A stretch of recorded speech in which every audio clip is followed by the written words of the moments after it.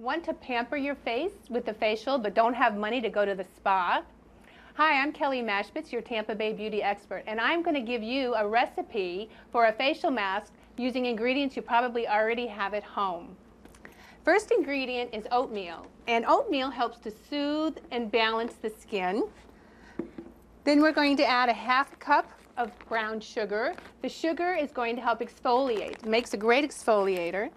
And then we're going to add a tablespoon of olive oil. And olive oil is a great moisturizer. And for oily skin, you can substitute the olive oil for egg whites. You're going to mix all the ingredients together in a bowl. And then you're just going to use your fingertips to apply the mask to the skin. Leave it on for 20 minutes, rinse it off with lukewarm water, and there you have your homemade facial mask. I'm Kelly Mashpitz, your Tampa Bay beauty expert.